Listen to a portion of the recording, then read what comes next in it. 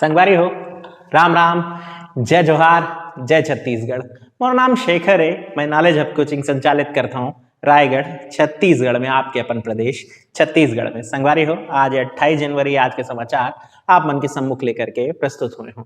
तो भाई ज्यादा समय नहीं लो, हिंदी में आहा और सीधा समाचार ला शुरू करी हैं। लेकिन एक बात जरूर कहना चाहा संगवारी हो, जो मन आप संग में जुड़े हैं वो मन के संग मोला जो आप मन के प्रेम मिलत जात है, आप मन के लाइक के माध्यम से, आप मन के कमेंट के माध्यम से, तेकर बहुत बहुत आभार, बहुत बहुत धन्यवाद। आप मन के संग जो है एक काम में उत्साह मोर बने हुए हैं। तब भाई ये उत्साह ला बनाए रखा। और अब फिर हिंदी में शुरू करता हूँ। मर्दापाल और धनोरा ये दो तहसील होंगी। अब से आपको ये नाम याद कर लेने हैं। मर्दापाल और धनोरा दोनों तहसील होंगी, लेकिन किस जिले की? तो उत्तर है जिला कोंडागांव। किसने घोषणा की? मुख्यमंत्री महोदय ने घोषणा की अपने कोंडागांव प्रवास के दौरान। बस्तर यात्रा पर है, आपको पता ही होगा, बस्तर संभाग के सभी जिलों की यात्रा पर है। और इसमें कोंडागांव जब पहुंचे तो वहां दो तहसील बनाने की उन्होंने घोषणा कर दी। ध्यान रखेंगे, इसमें धनोरा वो जगह है जहां आपको छत्तीसगढ़ का इतिहास पढ़ते हुए आपको पता चला होगा कि यहां बहुत सारे पाषाण घेरे मिले थे। यानी कि वो स्थान है जो कि छत्तीसगढ़ का एक महत्वपूर्ण ऐतिहासिक स्थल भी है। यानी कि एक ऐसा स्थल जिसका संबंध जो है प्रागैतिहासिक काल से जुड़ा हुआ है। तो धनोरा तो आपके लिए जरूरी हो गई, मर्दापाल भी आप याद कर लीजिएगा। साथ ही साथ उन्होंने उप तहसील बनाने की भी घोषणा की, जिसमें बांसकोट, बड़े डोंगर और एक बीजापुर क्षेत्र है। अब यहाँ बीजापुर में लिखा नहीं हूं, लेकिन आप नोट कर लीजिएगा, कई बार क्या होता है कंफ्यूजन हो जाता है। बीजापुर जिला भी है इसलिए, तो बीजापुर कोंडागांव के भीतर एक अब उप तहसील भी होगी। तो यहां बांसकोट, बड़े डोंगर और बीजापुर तीन उप तहसील बनाने की घोषणा भी मुख्यमंत्री महोदय ने की। आते हैं अगली न्यूज पर। बिलासपुर हवाई अड्डा, ये सबसे बड़ी न्यूज थी, लेकिन पता नहीं क्यों इसे न्यूज़पेपर में उतने उत्साह से नहीं छापा गया है।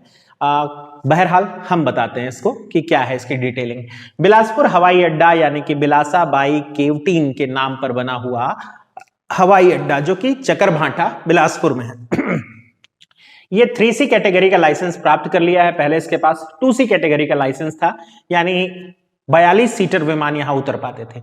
अब 3C कैटेगरी का लाइसेंस मिलने के बाद यहां 72 सीटर विमान उतर सकेंगे। यानी कि जैसा आप बस्तर का हवाई पट्टी देखते हैं, बस उसी तर्ज पर आप यहाँ की भी हवाई पट्टी को आप देख पाएंगे। हालांकि यहां से अभी विमानन सेवा शुरू नहीं हुई है। और अगर आप मेरी पुरानी न्यूज देखते होंगे तो मैंने आपको बताया था कि फ्लाई बिग वो कंपनी बनने वाली है जो यहां से शायद सबसे पहले अपनी सेवाएं शुरू करे। उसने सबसे पहले इंटरेस्ट दिखाया है। फिर अब बात करते हैं कि यहां अभी समस्या क्या है। बिलासपुर हवाई पट्टी के साथ अभी भी बहुत सारी समस्याएं जुड़ी हुई हैं। इसके उन्नयन पर राशि आई है, उसका सही तरीके से अभी प्रयोग चल ही रहा है। इसमें बहुत सारी और चीजें अपडेट करनी बाकी है, जिसमें अगर आगजनी की स्थिति हो जाती है, आग लग जाती है, तो उस स्थिति में कैसे कंट्रोल किया जाएगा, ये सब सेंटर वहां स्थापित करने पड़ेंगे। वहां का ATC यानी एयर ट्रैफिक कंट्रोल आदि वो सब सुधारना पड़ेगा। अभी भी समस्याएं हैं, लेकिन एटलीस्ट 3C कैटेगरी का लाइसेंस मिलना हमारे प्रदेश के लिए तो गौरव की बात हो जाएगी। फिर बात करेंगे हम सरायपाली ओपन कास्ट यानी सरायपाली ओपन कोल खदान की। तो ये जिला कोरबा में स्थित है। तमाम तरीके का विरोध हो रहा था। यहाँ काफी सारे लोगों की जमीन चूंकि इस कोल खदान के भीतर आई है तो उन्हें विस्थापित किया गया है। अब तक मुआवजा नहीं मिला है, लेकिन उसके बाद भी इस खदान का उद्घाटन कर दिया गया। इसी बात को लेकर विरोध हुआ और इसीलिए समाचार प्रकाशित हुआ, वरना किया तो बहुत गुपचुप तरीके से गया था। तो भाई अब आप ध्यान रखेंगे, सरायपाली कोल खदान वो भी ओपन वाली कहाँ है? जिला कोरबा में है, और ये आपको याद रखना पड़ेगा। फिर बात करेंगे हम गढ़िया पहाड़। गढ़िया पहाड़ मुख्यमंत्री महोदय यात्रा करने पहुंच गए थे, तो ये जगह थोड़ी सी चर्चा में आ गई। जैव विविधता पार्क है यहाँ, जो कि कांकेर में बना हुआ है। कांकेर वैसे जो है एक ऐसा शहर है जिसका मुकुट जो है वो कहा जाता है गढ़िया पहाड़ को। तो इसको आप याद रखेंगे। इससे ज्यादा आपको कुछ याद करने की जरूरत नहीं है कि वहां और क्या क्या चीजें मौजूद है। वहां पे आप बच्चों के खेलने के लिए कौन सा पार्क, ये सब आप नहीं याद करेंगे तो भी चलेगा। आप बस याद रखें गढ़िया पहाड़ जैव विविधता पार्क होगा। इसके अलावा मुख्यमंत्री का एक अनाउंसमेंट आपको याद रखना चाहिए। कोदो और कुटकी, इन दो फसलों के लिए, वैसे तो कॉमनली एक ही फसल के रूप में जानी जाती है कोदो कुटकी, इसके लिए समर्थन मूल्य पर खरीदी होगी। ऐसा प्रस्ताव जो है मुख्यमंत्री महोदय के हाथों से अभी घोषणा की गई है। हाथों से क्या घोषणा होती है, मुंह से घोषणा की गई है। बहरहाल इस घोषणा का मायने यह है कि जो छत्तीसगढ़ की एक बहुत महत्वपूर्ण उपज है, जो कि दूसरा महत्वपूर्ण खाद्यान्न है, ध्यान रखें हमारे यहाँ चावल या धान जो है पहला महत्वपूर्ण खाद्यान्न, दूसरे पर अगर देखें तो हम कोदो कुटकी ही आती है, तो उसके लिए अब समर्थन मूल्य पर खरीदी होगी। ये घोषणा मुख्यमंत्री महोदय के द्वारा की गई है। अभी कितना मूल्य होगा ये सब घोषणा नहीं होगी तो मैं आपके पास हूं, अपडेट करता रहूंगा। फिर बात करेंगे बांस बाजार की। बस्तर क्षेत्र के पहले बांस बाजार का उद्घाटन मुख्यमंत्री महोदय के हाथों किया गया। ये न्यूज बड़ी न्यूज है, इस पर थोड़ा सा ध्यान रखेंगे।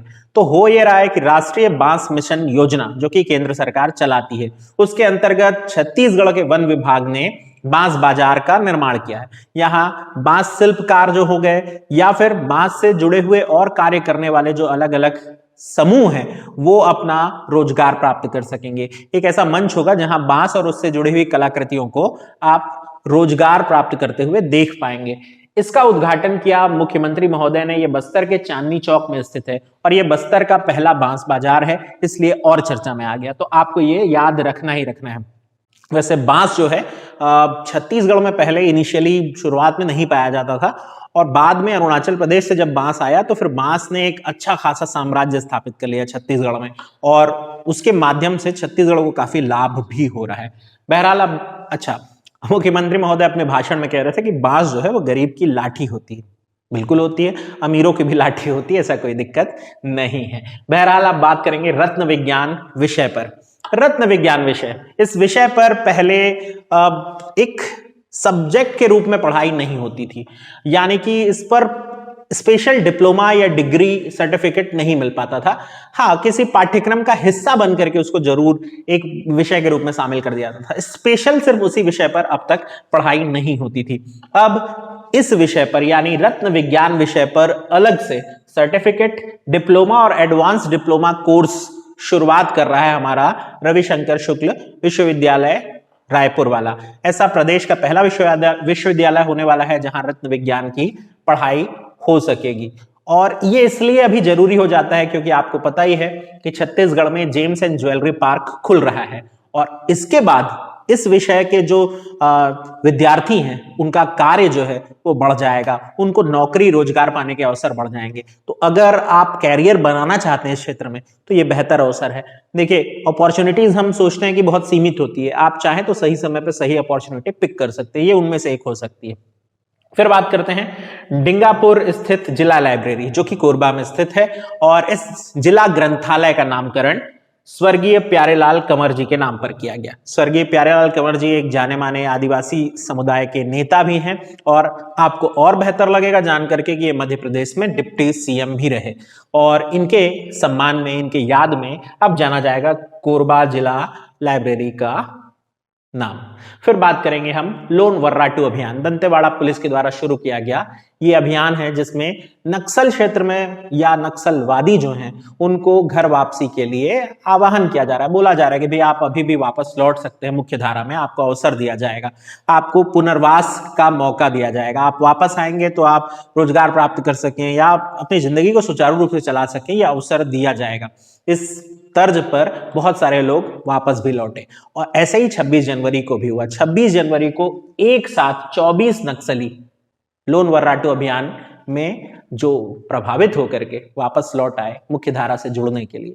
तो भाई ये छत्तीसगढ़ के लिए एक उपलब्धि है, दंतेवाड़ा पुलिस के लिए उपलब्धि है। इतना था आज का समाचार। ध्यान से सुनने के लिए आपका धन्यवाद। साथ बने रहें और पढ़ते रहें। मिलते हैं अगले वीडियो में अगले दिन। ध्यान रखिए अपना और अपनों का। मिलते हैं।